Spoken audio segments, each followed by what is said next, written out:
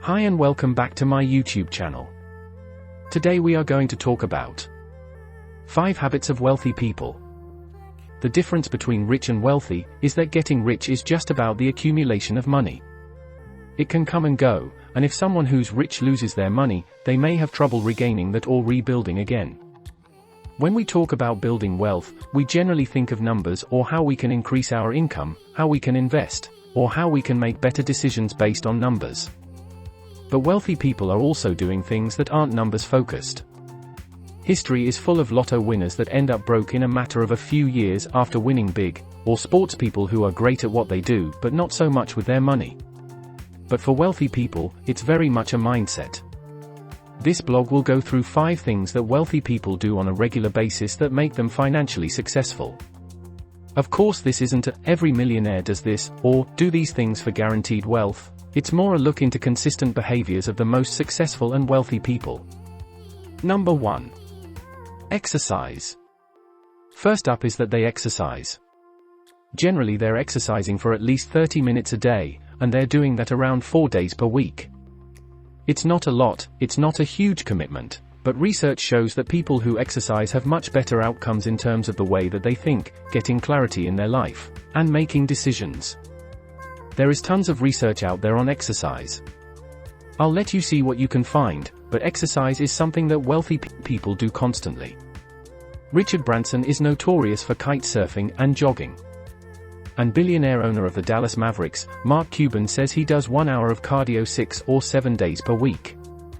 Number 2. Read. Wealthy people read. A lot of research has come out saying that CEOs, top-level CEOs, are reading on average 60 books per year. 60 books compared to about 1 or 2 that everyone else reads. The information that you get from books is unbelievable.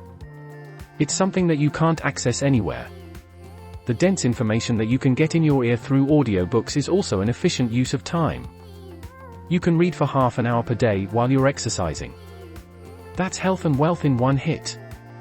And I'm not necessarily just talking about fiction books either, it's non-fiction and ways that you can learn to improve your thinking. Do a healthy mix between the two. Bill Gates says that he reads 50 books per year and Warren Buffett says he reads 5 to 6 hours per day.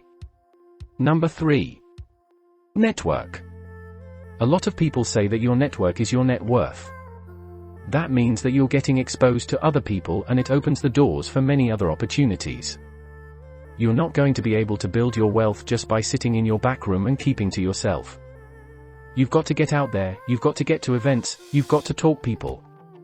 Some of my biggest sales have come from just going to a networking event, exchanging my card, having some food, and having a beer with a decision maker.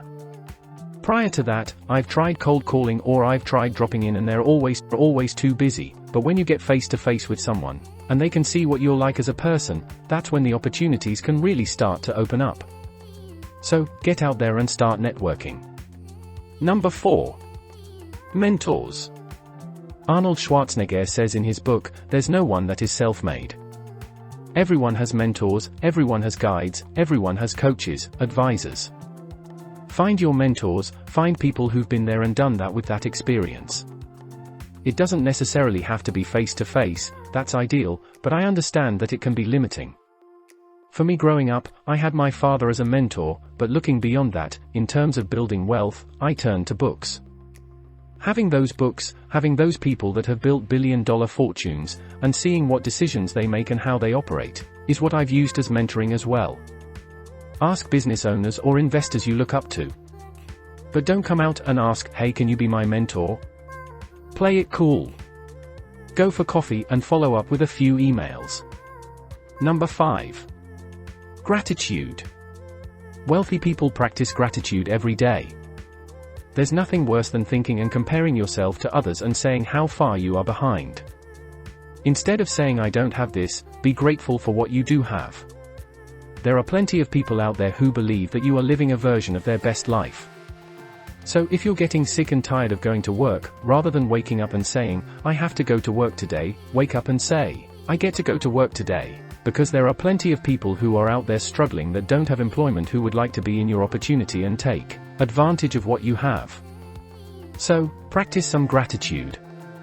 It changes the way you think, you become a lot more satisfied with life, so you're not out there chasing the material things. Instead, you're starting to chase what feeling gratitude allows you to become. Bottom line. By building your mindset, this is the muscle that you need to raise your wealth. Once you're able to start to doing that, and hone that, then the money part will become easier. It's probably 80% mindset and 20% process, so by working on your mindset, this will go a long way towards raising your wealth. Thank you, and I see you in the next one.